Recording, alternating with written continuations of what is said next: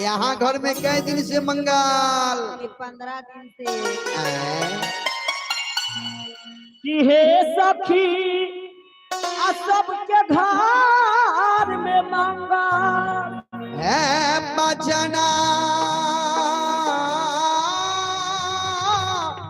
जाहे बाजता घान घोर बाज ही बाजन विविध प्रकारा नभ अरु नगर सुमंगल हे बाजना बजाता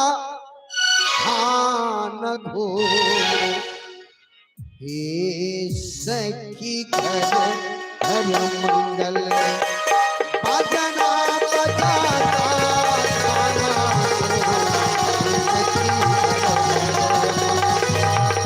बजाना बजाता खाना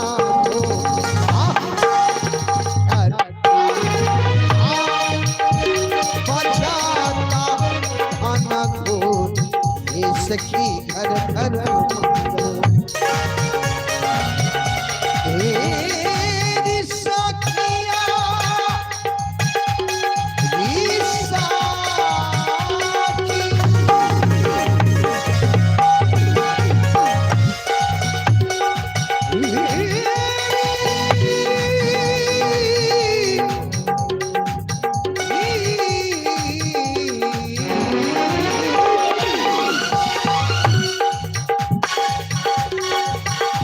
सजी बारी आती आवई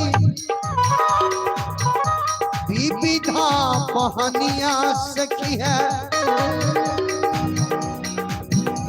विविधा पहनिया ये सखी घर घर मंगल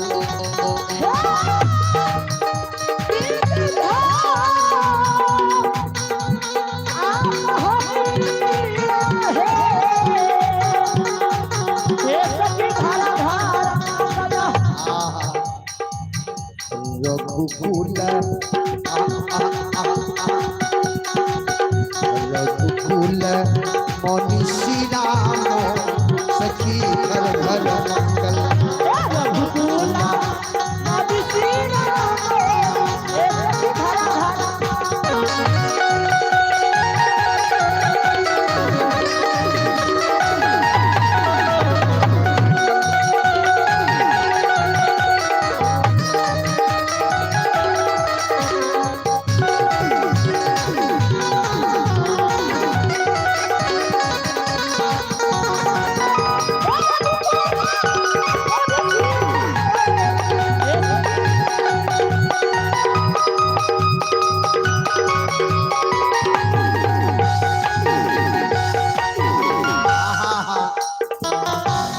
सखी